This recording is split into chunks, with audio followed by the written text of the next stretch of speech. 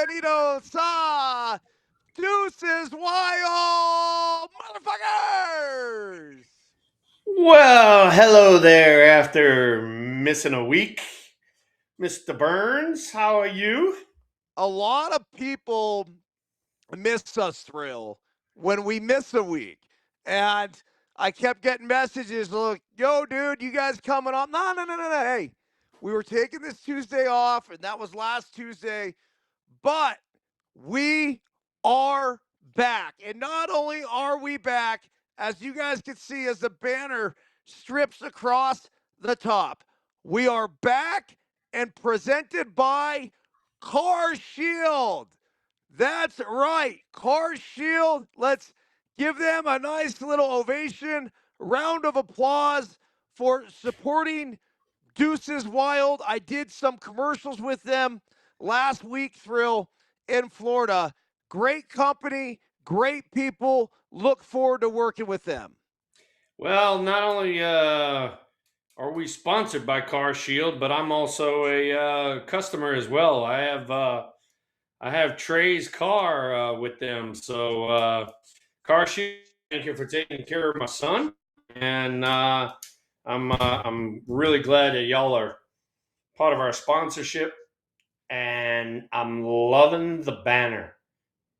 Oh, it's Banner's so nice. cool, man. Banner's nice. It really is. We also have a banner on the homepage of No Filter. It's got a little QR code if you want to click to see what it's all about. But I'm not just pushing Car Shield out either because I, of course, am a customer. Somehow, some way, it was, I think, Tara's truck that ended up under the Car Shield umbrella, which is fine. I was hoping to put the Shaggin' Wagon on there. The Shaggin' Wagon. Yeah, man. I'm a big old Wow. fan, and I don't know. Tara said she had some reasoning for putting the truck on, and that was that. So good people, though. I spend a lot of time with them in Florida, and you know how you can just kind of tell the vibe of a company, and everyone that was there supporting the cause and doing the commercials, and the commercials are fucking funny, man. I mean, it was hilarious. I got to work with John Kruk, who I know you have a history with. Tell us a little bit about Crucky, Thrill, and what he was like as a player. Crucky, he played for a few teams, but most notably with the Phillies, with Schilling and that whole group over there, Dalton, all down Dykstra, and he was the comedic relief. And he and I always got along well. He'd get to first base, we'd laugh and giggle, cut up, talk smack. But then the one thing that you got to remember about John Kruk too is John Kruk was a 300 hitter for his career, Yep. and so that son of a gun knew what he was talking about. So not only did we get out there and we screw around and all that, but I definitely made sure that he and I talked a little shop, and the reason being because I'm a West Coast dude, he's an East Coast dude.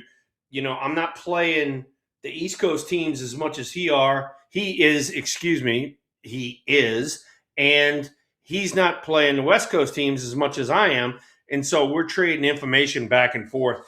And good dude, love Crucky. Everybody knows him for when he faced Randy Johnson in the All Star game, and he turned the helmet around and got in the other batter's box and all that sort of stuff. But in his own right, John Kruk was a very good major league hitter. Very good broadcaster, too. The Phillies color commentator does about 80 games a year. The other guy I got to work with, Thrill, was Andrew Jones, just elected to the Hall of Fame. We did a commercial of the two of us sitting in the stands, and I'm telling them how much better the game was when we played, and some hot dog guy comes by, and we're bickering about prices because he's charging $45 for two hot dogs, and it's like, well, at least we can save some money on Car Shield. So, oh, the Crucky one was really good because I come up in a golf cart, and they wanted me to screech it. So, these things are like several takes. So by the end, dude, I had it fucking dialed, man. Where I'd come in, it's gas, and the first time it was like, and it was just terrible. And then by the end, it was like coming in, stop right there. Are you in an unprotected vehicle, sir? Step away from it. It was just, oh man, we got to. I look. I got to know the guys a little bit there. I told you we had some dinners. You know, we broke bread together. We drank fine liquors together. I, the two of us, I see some kind of commercial in the future where I don't know if they write it or whatever, but we can have so much fun with that stuff. And I know this sounds really quirky, man. I never thought in my life that like I'd want to be an actor. And I've done little bits and pieces and this and that, whatever. Little things, but it was like never would I want to do anything like that. Bro, I fucking loved it. I was so into it, like kind of playing this role of whatever it was that they wanted me to play, and I'd kind of get in character, then I'd come out. So anyway, it was just a really cool experience. Well, I'm glad you had a good time with it, and like you said, the dudes at Car Shield, not only are they sponsoring us, but they're good dudes, and I'm glad you had fun with the commercials. Hope the commercials come out looking great, and yeah, yeah, that'd be a fun time. And yeah, I was going to point out that while you're talking, I'm sitting there looking at a USA hockey jersey, and how about a little some, little love for the U.S. hockey team? Oh my God, men's and babes both. Give Yeah. it up, gold medal. That's what I'm talking about. Hell yeah, hell yeah. It, You want to talk about a sense of pride? That's a freaking sense of pride right there. well, I talked about it this morning, Thrill, and the analogy that I use is not even an analogy, it's a true fucking story, man. So I have a shirt that says, it's okay to love America. And I get a lot of comments on it. And most of them are from good Americans, patriots, that would be like, yo, man, love the shirt. Love the shirt, right? Little wink, this, that. And I can't tell you also how many dirty looks that I get like.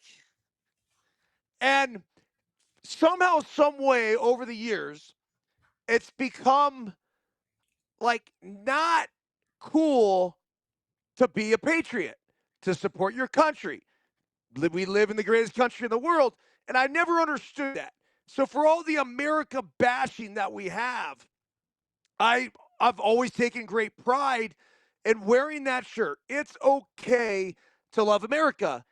And what I saw the other morning when the USA beat Canada was a ridiculous, over the top sense of pride in our country that I have not seen in a long ass time.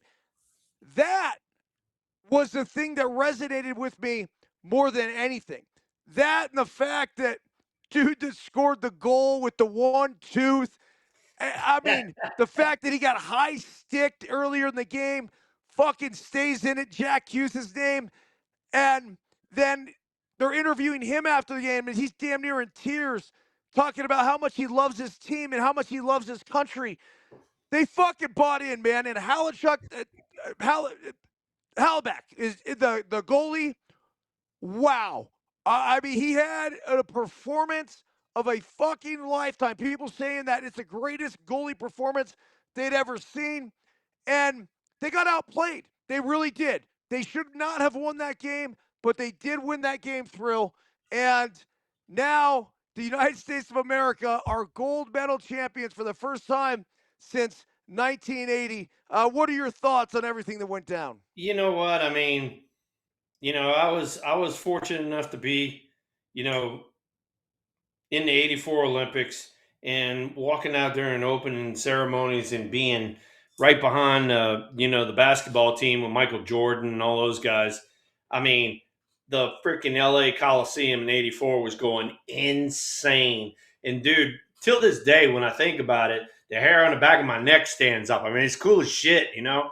And I told everybody that, you know, from there forward, when you go out there, you know, you have Giants on your chest, or in your case, Athletics on your chest, or something like that. You know, that's the team that you play for, that's the team you work for, you know, stuff like that. And it's cool as shit. But dude, when you go out and like that jersey says right there, you go out and you have USA on your chest, and everybody's in the stands chanting USA, USA. Dude, it is a different atmosphere. And especially, you know, in the hockey realm, you know, they hadn't done anything since '80. You know, I mean, that's, you think about that, that's a pretty freaking long time ago. And you know, also, you know, while I'm thinking about it, you know, and I gotta tip my cap to the Babes too. You know, I mean, hey, they won the same exact score, 2-1. Their goalie played lights out too, and man, they knocked it out the park too. So to have the men and the women's on that podium with the gold medal, dude, that brings out the USA in me. I'm loving life right there. That's badass, man. So you had a hell of a performance in that Olympics in '84. What was that like? Dodger Stadium, and if I'm not mistaken, 3 home runs, same game. Yeah, no, I mean that was a lot of fun. I remember the the pitcher from Italy hung me. It was a left-hander. He hung me a breaking ball, and I hit a 3-run shot. And it was one of those ones where I got all of it. You know, it was way back yonder. And I was in Double A a few years back, and this kid from across the way on the other team comes across, and he goes, "Excuse me, sir, are you Mr. Clark?" And I go, "Yes, I am." He goes, "It's nice meeting you. And I forgot his name. God damn it, I wish I remembered his name. But he goes, I'm the son of the pitcher from Italy that gave up the home run in the Olympics." And I go, "The left-hander?" He goes, "Yeah." He said, "My dad says that ball's still going." You know, and so it's kind of a cool deal. You know, it comes back around. And then I had a really jam up game against Dominican Republic. I think I went 4 for 4 with 2 homers and a double and a bunch of RBIs. So, yeah, I mean, the Olympics is special. I mean, like I said, going out there with USA on your chest is unbelievable.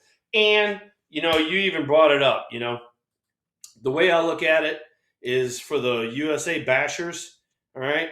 If you don't like the country you live in, if you don't like the country you work in, get the fuck out. We don't want you. We want people that love the USA. We want people that support the USA. If you think it's so bad, go to fuck over to Russia and go fucking live over there, you cocksuckers. Yo, There you dude. go. There's a little I something, mean, something that's for the you. answer I was looking for. It Boom. really is. You can Because you can slice that answer into 2 pieces. we're not perfect, Thrill. We're far from it.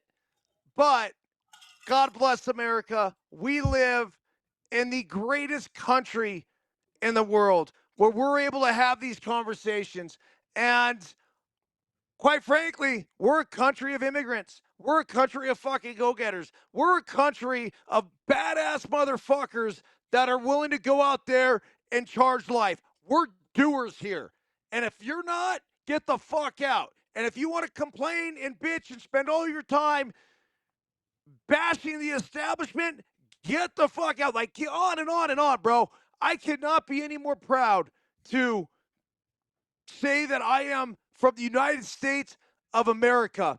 And the greatest thing about the whole hockey thing is that I saw a lot of other people finally stand up and say, I'm proud to be a fucking American. I love it. I love it. I love it. I saw the same thing you did, and I was cheering it on the whole goddamn time.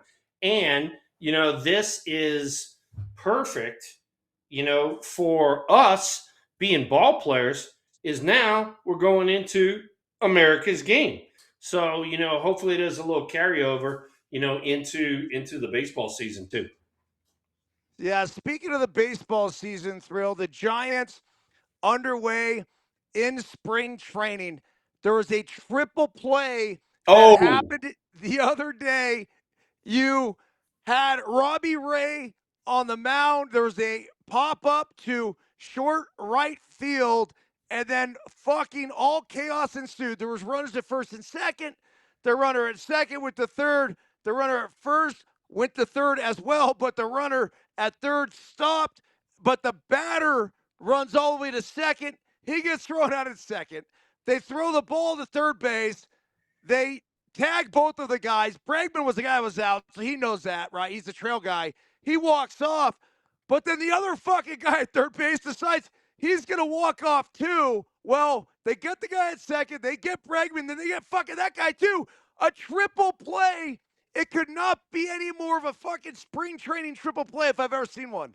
spring training triple play, and you and I have talked about this before on this program, No Filter Network. When you have two people that occupy a base, here is the rule for all of you people out there, all of you ball players, pay attention. All right, you need to know this rule.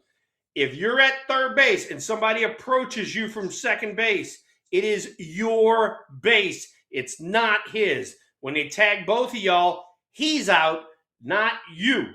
You are at third base. So the guy's name was Matt Shaw. He didn't know the rule. We've seen it numerous times before. You got to know this. If you are a ball player, you have got to know this rule. It's very simple and it happens a lot, you know? And so what happens is, like you said, they tag Bregman, they tag him. Bregman knows he's out. So he walks off the bag, and I don't know what happened to Shaw. I don't know whether he wigged out and thought he was out and the inning was over, and he walked off the bag, and Matt Chapman's like looking around like, what the hell? And Matt, because Adamas was the ones that he tagged both of the runners. And then Chapman's got the ball and he sees the dude walking off and he goes over there and tags him. Oh, triple play. And Robbie Ray, who hadn't got an out up until that point, is like, dude, in and over and I'm out. I mean, you think about it, bro, like, because the ball in right field was a hit. Yeah, it was a hit. So he ended up giving up what he gave up. I don't know how guys got on first and second, but a hit and a walk, I guess, or two hits. Whatever. So you give up three hits. You could have given up 3 hits in an inning, or 2 walks in a hit, or whatever it was, and then you get out of the inning. Well, and then here's another thing too. All right, and this is, I mean, I hate to say it, but I'm gonna beat on Mr. Shaw while I got him there. Spring training is the time to make mistakes as far as base running goes. We were always told to be super aggressive in spring training. I know that you were taught the same thing. Be super aggressive in spring training. Push the envelope. Make an outfielder make a throw, whatever. Shaw's on second base and there's a blooper behind the position second base.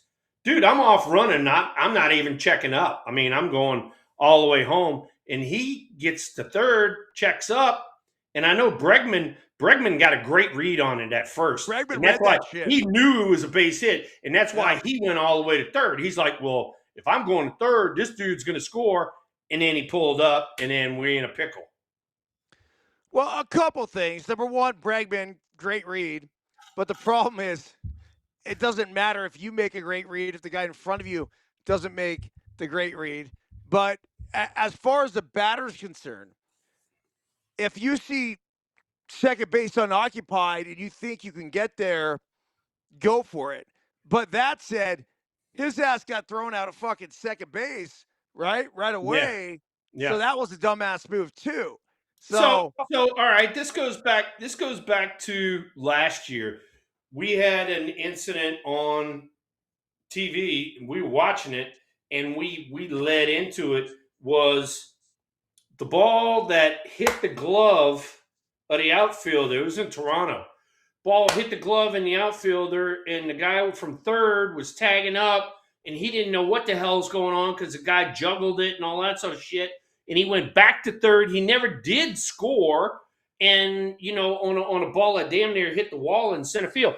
So that's where the game has changed quite a bit. Is people in our generation knew the rules. The guys now don't know the rules. It's like, dude, you need to know the rules of the game. All right, these are basic, fundamental rules that happen in the game all the time, and you need to pay attention. And as you can see, it was a major screw up.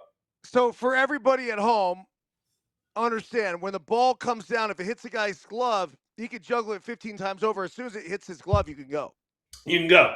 It's almost like if it's a sack fly, it hits his glove and it pops up and all that sort of shit. As soon as it hits his glove, you can go. And that's where the dude screwed up last year. Now we got the base running blunder because he doesn't know who's tagging who and who's out. You got to know these things. So Thrill, Tara was watching the hockey intently all throughout the course of the Olympics.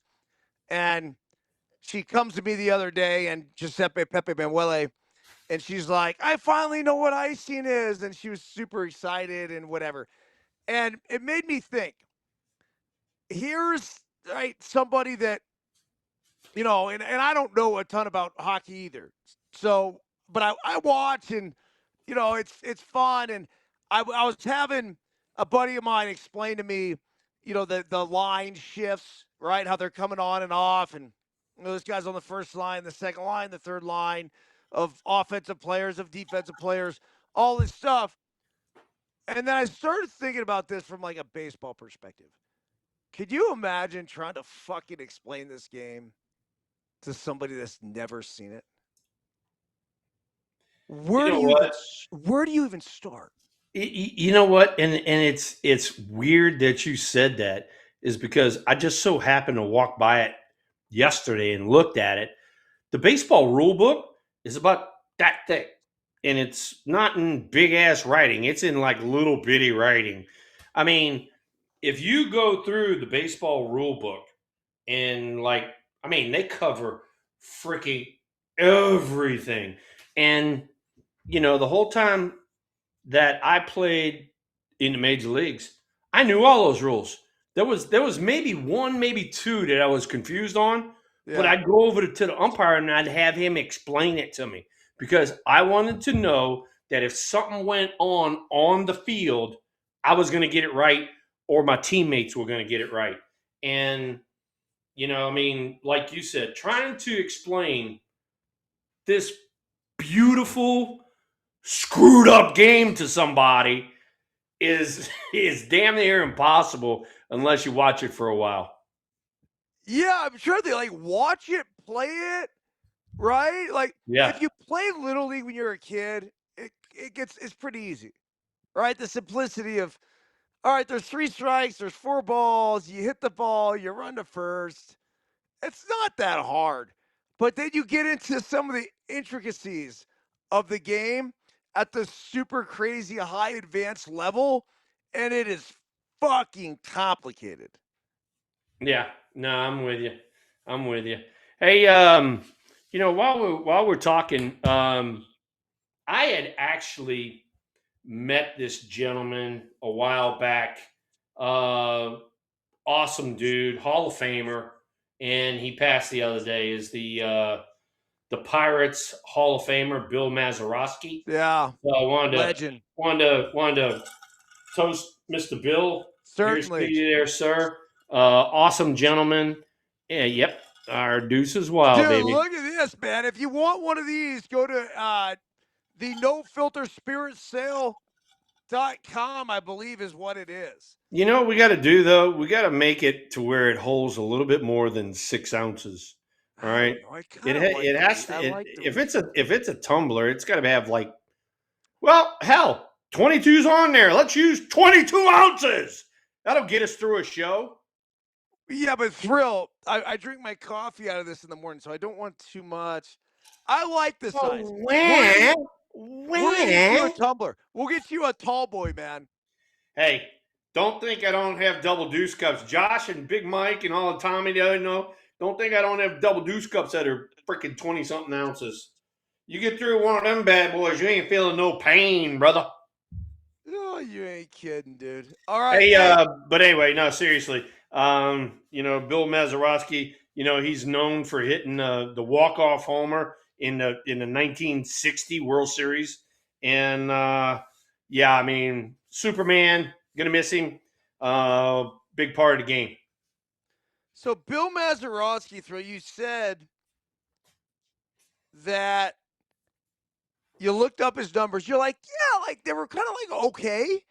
Yeah, Uh, but one of the things you did notice, a what, 8, 9, 10-time Gold Glover. yeah, Hell of a yeah. defender. His offensive numbers were okay, not fabulous, but he was a 9-time Gold Glover, so he's probably the predecessor to like a Ozzie Smith almost, and known for his defense, and then probably big time team leader too as well. So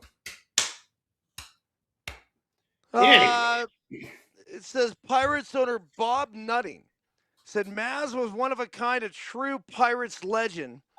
His name will always be tied to the biggest home run in baseball history and the 1960 World Series championship. But I will remember him most for the person he was, humble, gracious, and proud to be a Pirate. Mazeroski died on Friday in Lansdale, Pennsylvania. The Pirates said no cause of death was given. He was 89 years old. Bill Mazeroski, certainly a legend. He launched a home run over the left field fence in the bottom of the ninth at Old Forbes Field in Pittsburgh, yep, giving the Pirates a 10-9 win in Game 7 of the World Series against the New York Yankees. He is the only guy to ever hit a walk-off home run in Game 7. Remember, Joe Carter did it, walked it off for the win. That was Game 6. This was Game 7. Game seven. Let's go to the house and hoist the trophy, baby. So, Yeah, cool, so man.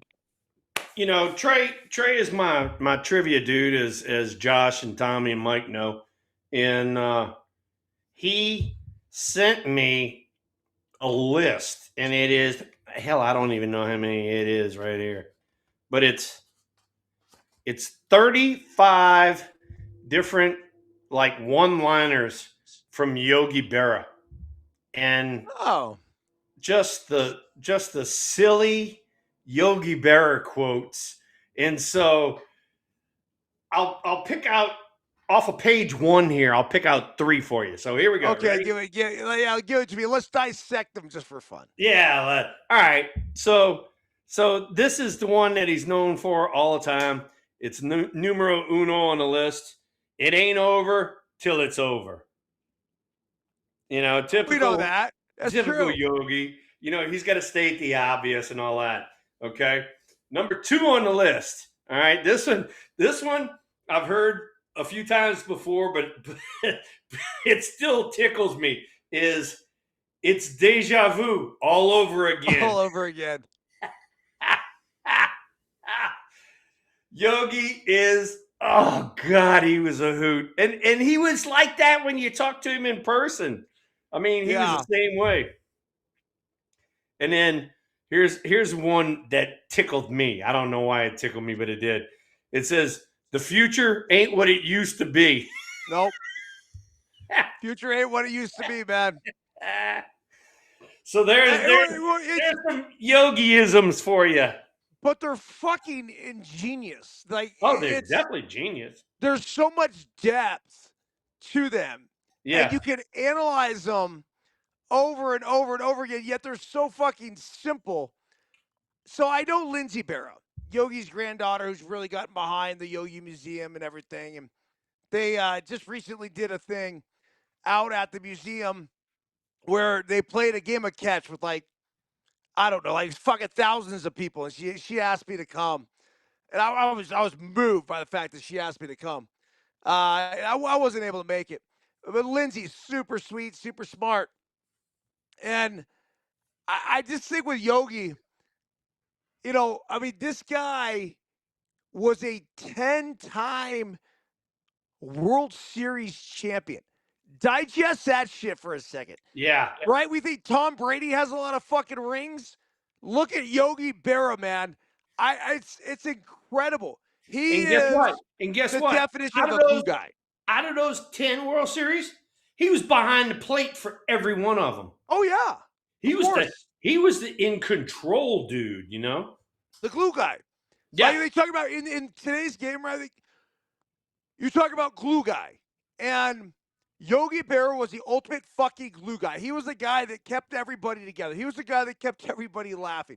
He was the guy that didn't take himself or other people too serious, and he was the reason why the New York Yankees had so much success Yeah. during that time. And And one of his he was the first, well, I can't say the first because I don't know a little bit ahead of his time, but I do know of him.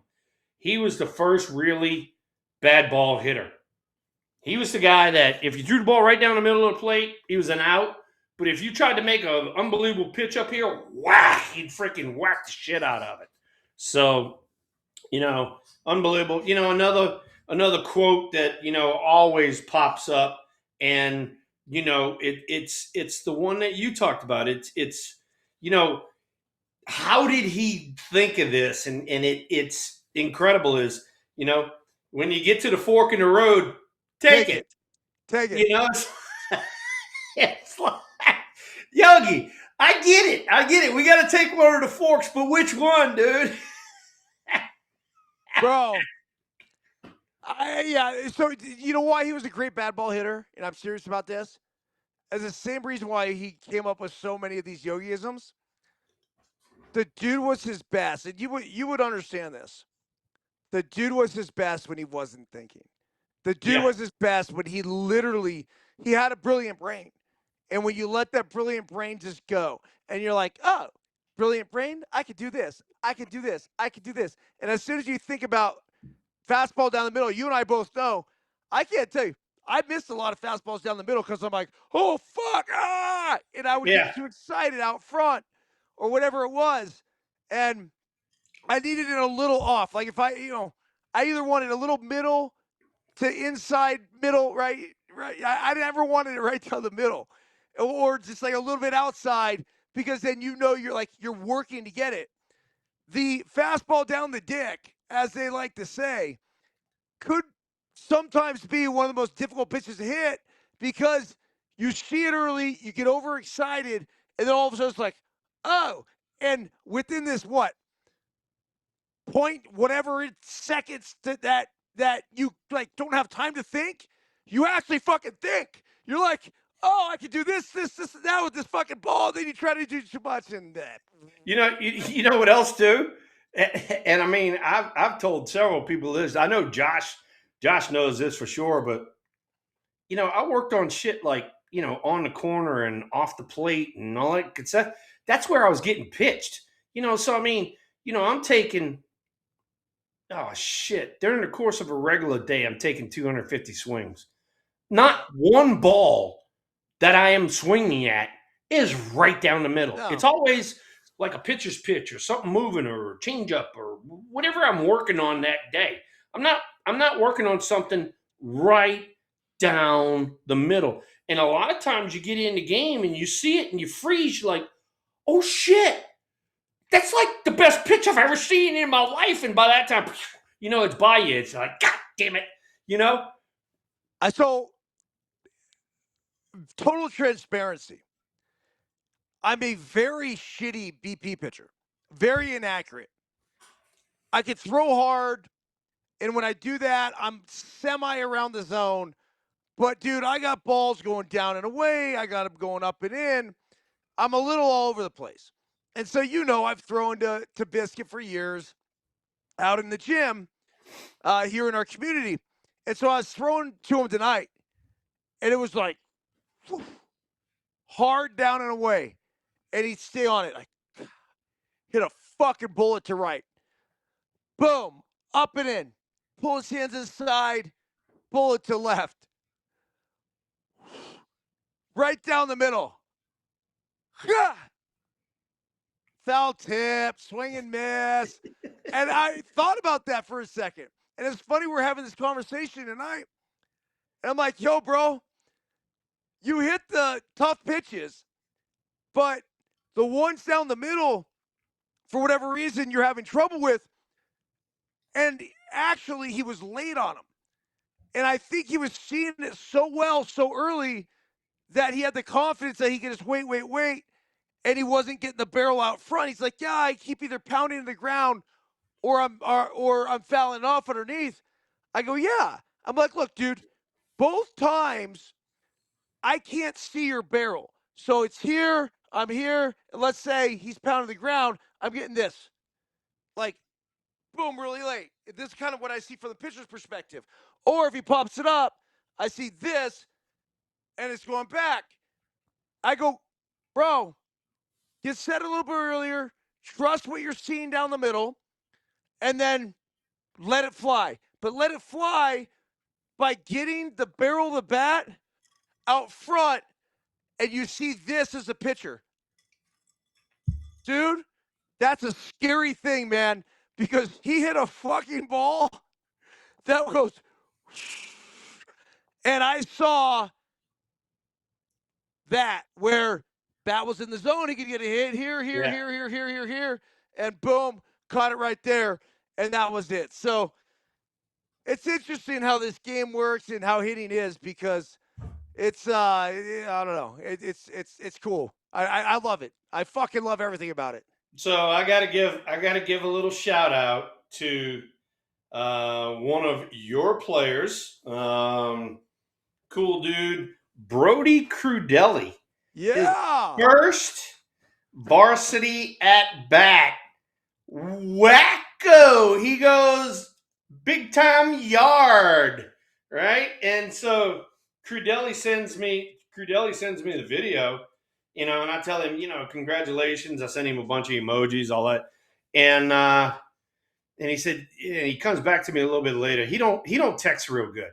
He texts about every 30 minutes or so, and so he comes back to me. He goes, yeah. He said Brody said that all he was going to do is swing out his ass or something like that, And I tell him, I said, well, now that he's got his first one under his belt, I said, tell him not to swing out his ass every freaking at bat from now on out, because that's the shit I got to fix every day. So, Your Brody's swing is so tight. He doesn't. I know. I just messing with him. But it's great. A little tip of the cap to Brody Crudelli in your first varsity homer. Nice job, dude. Thrill, one of the most consistent hitters I've ever coached. Just barrel. Yep. The kid, look, I don't know what level he's going to end up at, but he's one of those guys that from the first time I saw him play, this guy's a fucking baseball player. Yeah, no, I get you. Multiple positions. Literally, I think kind of natural middle infielder, but Sarah, where Tom Brady went and Barry Bonds went and Greg Jeffries, that's where he goes to school, right? Yeah. Really, really competitive sort of school. I know they've had him at first base. They've had him here. They've had him there. Dude, the kid can play any position, and he flat out fucking bangs, dude. And he figures out a way to get it done without being like this crazy physical specimen. That's the thing about those guys, man. They're so valuable. They're valuable. Yeah. First off, all right, you and I have talked about this before. I don't give a fuck who you are. If you hit, you're going to be in the lineup. Numero uno. That's first off. Now, if you hit and you play a position and you play pretty decent, that gives you a little bit more, tip of the cap type of thing. Now, you hit and you play multiple positions and you play them really well. Dude, that's the kind of MVP type of stuff that's out there. Yep. That's Brody, man. Like, the kid should play Division I college baseball, no problemo. He's going to be an impact force for whoever gets him. I don't know where he is on, say, the recruiting skill type thing, because I haven't seen everyone else out there. I don't need to see it. I know what baseball players look like. This is how we've put together LTP from day fucking one. This kid can play, right? He throws strikes. He puts the ball in play. He makes the routine play. That's the shit we need, man. And that's always been Brody. So it's cool to see him getting an opportunity up on varsity now. And hopefully some colleges are going to be paying attention to what he's doing going forward. And look, I mean, I'll vouch for this kid any day of the week. I mean, we're sitting here talking to him on our fucking podcast. I got you. I got you. Right? Well, Like, and it's not. This isn't a forced thing. I mean, you're the one that brought this up too. But hey, we celebrate baseball players here, man. We really it do. doesn't matter what level these guys are on. They can be on the major league level, minor league level, high school level. It doesn't matter. We talk baseball. We talk Yep. shop here, And we and root for baseball players like Brody, yeah, guys yeah, who play we the game do. right. Why you think I'm still in the game? You know, I'm still in the game because you and I have talked about this before. Somebody passed the game down to me. I'm passing the game down to the next generation. Same thing you're doing. You're coaching your kid and all these other little kids. You are passing the game down to the next generation. And the next generation needs to know that what they're seeing on the major league level right now is not necessarily the way to hit. I couldn't agree with you more, man. It's not the recipe for success. And I feel like I talked to Andrew Jones extensively about this. And Thrill, you would have been so happy to hear everything that Andrew had to say. Now, understand this. Drew Jones, Andrew's son, is the top prospect in the Arizona Diamondbacks organization, one of the top prospects in baseball. And I asked him, I said, what do you teach Drew?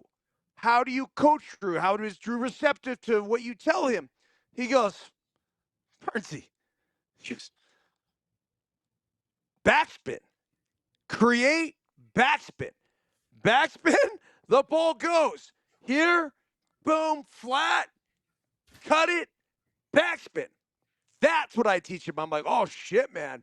Wow. I'm like, we're not talking freaking swing up. He goes, no. Fuck no. He goes, if it goes up, it goes up, but that happens at the end. You can't think swing up. You think swing up, you're absolutely fucked. So this is coming from a guy that just got elected to the Hall of Fame. This is coming from a guy that is the head coach of Curacao, of the WBC team that's about to play, and the father of one of the top prospects in all of baseball that just got drafted in the first round, 2 years ago or whatever it was. Yeah. So, yeah. You don't want to listen to us? You think we're fucking old school? Listen to fucking Andrew Jones. Yeah, there's a Hall of Famer just got inducted. So, yeah, tell him he doesn't know what he's talking about. You know? But anyway. Oh, while we're talking about this, we kind of got away from it a little bit because we got a little distracted. The Giants, under the new management of Tony Vitello et al., 4-0 right now, starting off spring training. So, little tip of the cap to Tony and his staff and all that. But I know Webby threw today. Logan Webb threw today. 2 innings pitched, 4 punchies, no hits, looked pretty dominant. He's tuning up. He's going to have one more start. He's tuning up for the WBC. And, you know, they're not announcing DeRosa's coaching, Mark DeRosa's coaching. They're not announcing, you know, pitching lineups and all that. But he's going to be in the rotation with Tarek Struble and Mr. Paul Skeens. Logan Webb, that's looking pretty solid for the USA team. That's first off, all right? And I'm going to let you comment on that. But then second off is another guy that is looking for a roster. Well, not a roster. He's looking for a top 5 spot so that he can be in a rotation is Landon Roop, and he threw it in and punched out 2 as well. So 2 parts of our rotation moving forward punched out 6 and 3 innings today. So nice job, Bada Gigantes, starting off hot. Yeah, I will tell you that overall, spring training record doesn't mean much, but I will say teams learn how to win. Bottom line, you learn how to win fucking games. And when I was with the A's, I don't ever remember losing in spring training. We always had a winning record, and Yeah. then we go out and make the playoffs every fucking year. Yeah. It wasn't a coincidence, right? Like, you learn how to win baseball games by doing what? Winning baseball games. And I get it. Your starting lineup comes out and the other guys come in, but I don't give a shit. The A's were always a great organization top to bottom. So as soon as their big leaguers went out, here come the fucking AAA guys. As soon as Yeah. those guys go out, here come the AA guys. It didn't matter. They were born fucking winners and trained fucking killers. That's how they ran that organization. And I was honestly, like, I think back upon it, and I was proud to be a part of that. You know what? And Roger Craig even said it on our side of things. He said, we're going to see everybody. We're going to see, our number 1 player, and we're going to see our number 60th player. He said, but we're here to win. We're here to create a winning tradition.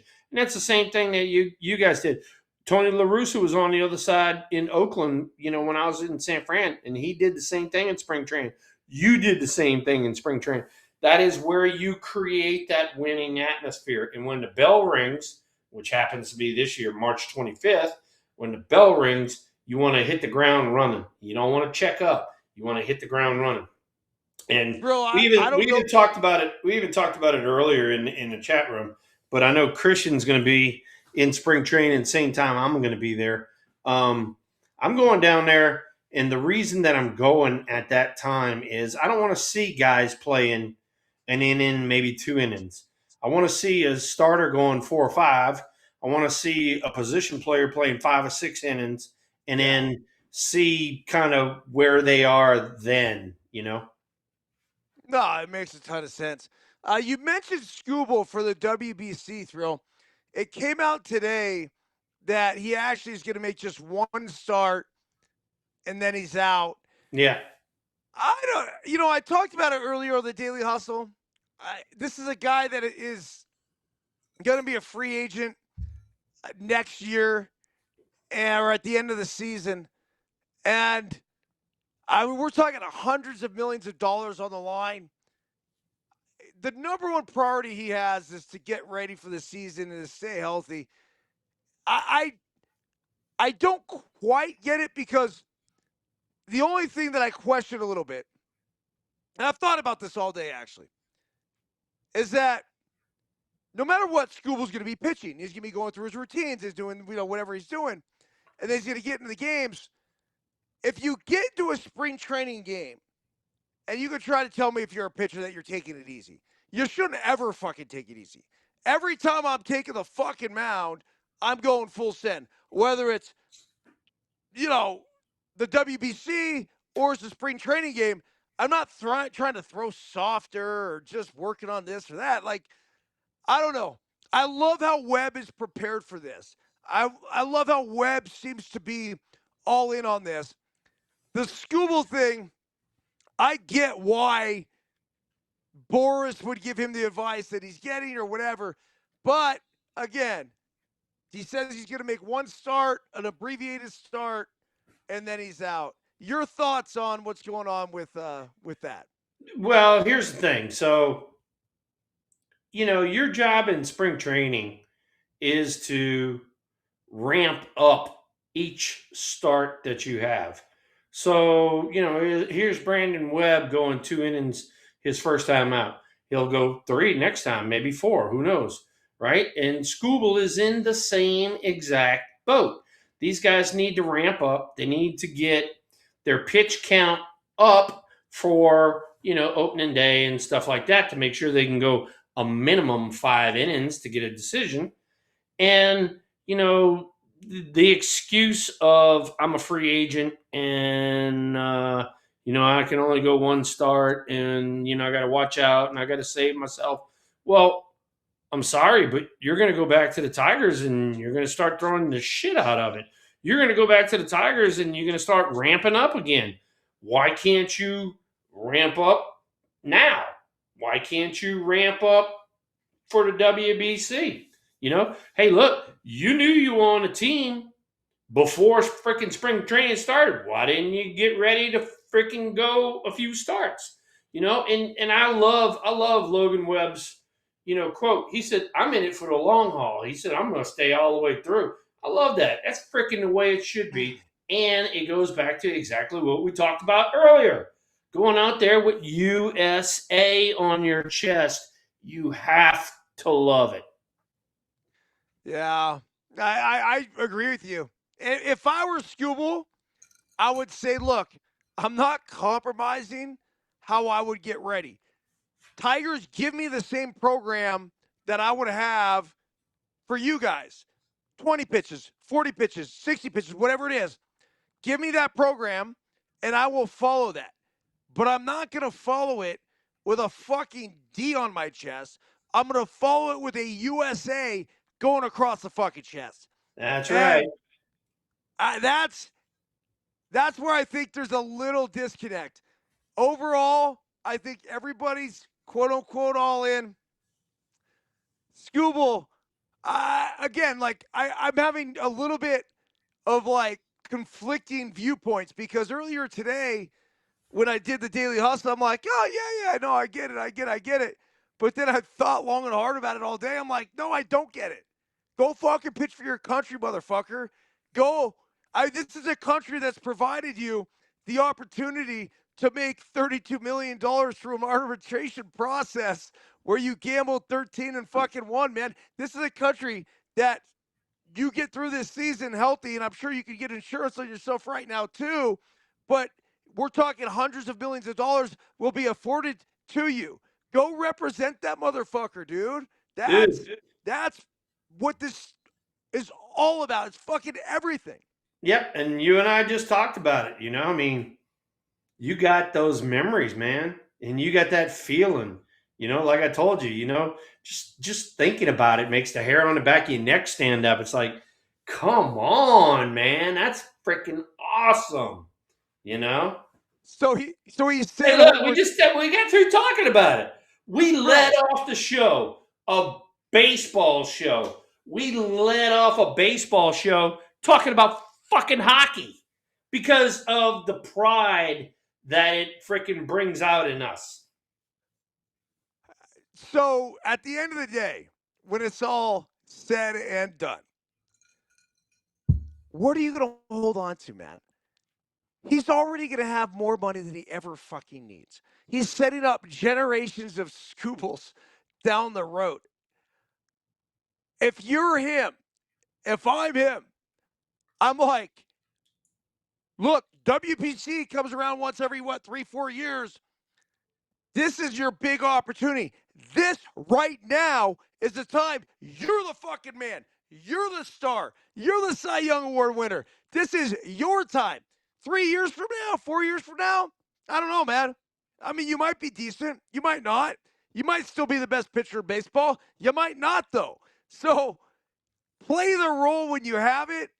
Say, fuck it. I'm going for it. AJ Hinch is going to understand. Scott Boras, I mean, fuck, man. This is how many more contracts can this guy do? I whole understand too. He's probably giving you the same advice I'd give you if I was your agent.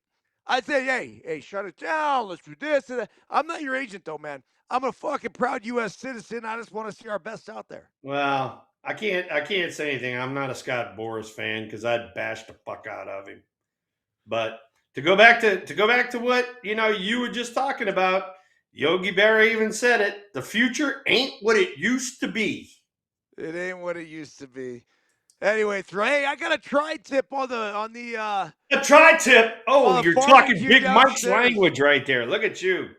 I know, man. Remember we sent you a tri-tip? What was it last year? We sent you a tri-tip. Yeah, no, y'all sent me tri-tips, and then as soon as you sent it to me, I called Big Mike. I'm like, how to cook this thing, and he let me know, and I nailed that thing, and it was good. So, Miss Tara and Mr. Eric, thank y'all for sending me the tri-tips. I just opened the chat for the first time. I mean, we got Christian and Ryan.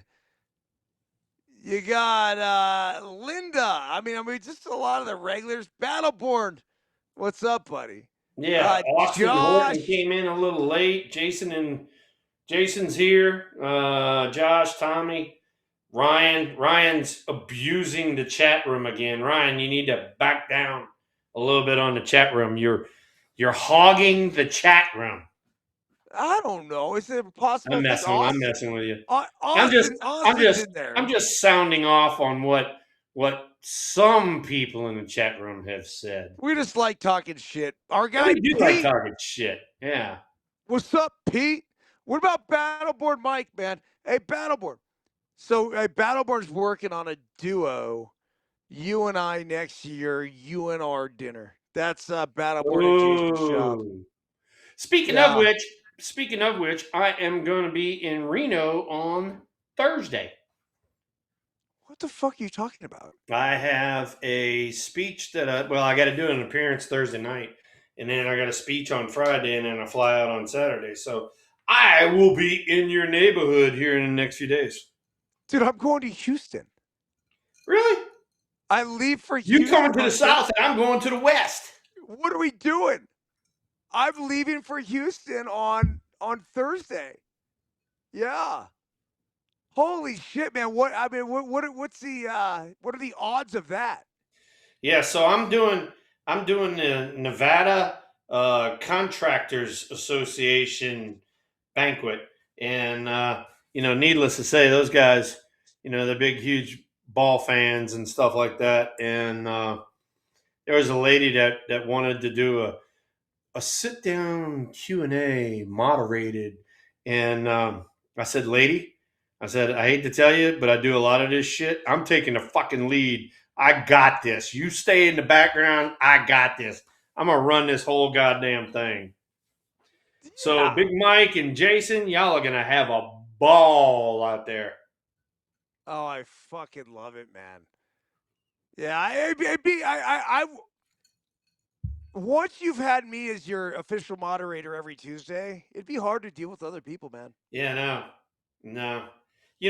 The thing about my moderator is, and I tell everybody, I said sometimes he pushes my buttons perfectly, and then sometimes I push his buttons perfectly. I said so we feed off of one another. Oh, I mean, it's all you know what what's funny because I run into all these people, and including John Crock and Andrew Jones, and both of them mention it. Both of them are like, dude, the way the way you get Will going is my favorite thing ever. I'm like, look, I'll keep trying to spark the fire, and sometimes like I'll get a little bit. I said, Will's the one that's ultimately deciding when he wants to fucking go. Yeah, That's Well, good though, right? Like there's I'll sometimes poke the bear, but where the I'm bear like, doesn't attack yeah, no. until he There's wants sometimes to. where I'm like, all right, I'll just play this one easy, and then there's sometimes where I'm like, all right, the fucking claws are coming out. Let's go. And those are some of the fun ones. Well, the clause came out tonight about our country, Yes, and they did, I could and be any more I proud. am definitely pro USA. So Yeah, you're a once patriot. again, for all you losers that complain, get the fuck out if you think it's better somewhere else. Go the fuck away from here. Yeah, Canada's just right north, and we got Mexico to the south, which is doing really Yeah, well right now. go to Russia. Go to China if you guys think it's so fucking good somewhere else. Oh man. All right, Thrill. I gotta run. Great show. Next Tuesday, are we on? We are Are we good? on. Fuck yeah. We are So you, on, and we'll have a week under our skin as far as spring training. We'll start getting moving along there. We'll have some more freaking yogiisms. I got 5 pages of them bastards, and yeah, we'll see what happens in the meantime. Maybe, hopefully, we don't have no base running blunders because nobody knows the rules, so we don't have to no, bash no, no. somebody Well, else on that. Throw, you have to understand though, like we as broadcasters now, we root for the content. So I kind of like the blunders. You like the blunders because it gives us 20 minutes of freaking trying to educate people as to what the shit just happened. You're fucking damn right, man. Oh, all right, dude. Have a great week. Safe travels out here to my hood. And then And I'll you take have care of safe this. travels down to my hood. I will take care of the South. For you, and you take care of the West, man. Are you coming down to Houston for baseball or pickleball? Baseball, baseball. Houston 1000. All Yeah, right, good, good, one of the biggest tournaments of good. the year. I don't want you to have to be traveling to the south for pickleball. We don't have that bullshit down there. No, no, no. You guys got it. I promise you.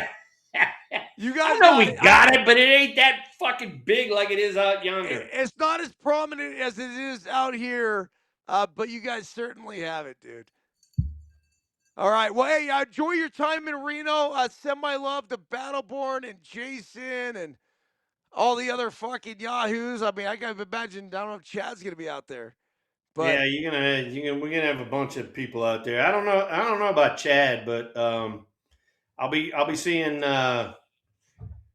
Big Mike and Jason. Get ready for Pinocchio's boys because talk to Jared. Jared's got a big old spread at Pinocchio's, so we'll have a good old time. fuck yeah, man. Well, I wish I could be there, but enjoy it out here, and then it's on next Tuesday. And then Sounds good. Hey, Brandon, a new guy, Brandon Velasquez, just came on there. Said he met Boogie Bear over the weekend. I actually just talked to Kevin Mitchell, not but about 3 or 4 days ago, and Podnut. Oh my god, I love him. He makes me laugh all the time. I love Brandon. You are fucking singing everything you need to sing. I would love to get Boogie Bear on this show. Ah, we're gonna have to do that one day. We're gonna have to get him on the show just to see what he's dressed up in. Every time I see him, I'm like, oh my god, where'd you pick out this outfit from? Oh, do we don't have to go over the leather pants story, do we? Oh no, we're not gonna do that. Okay. We'll save that one for next week. Save it. All right. Everyone have a fantastic week. And hey, for everybody on here, who's live, everyone listening on Apple and Spotify, if you could leave a review, I'd really appreciate it. And most importantly tonight, uh, let's give some love to Car Shield. A really, really, really awesome fucking group, awesome business. Grateful for their support of the Deuces Wild podcast. And we look forward to working with you guys for hopefully a long time going forward. That's right. Look forward to it. And in the meantime, for everybody out there, Including our new friends, Car Shield. including See our ya!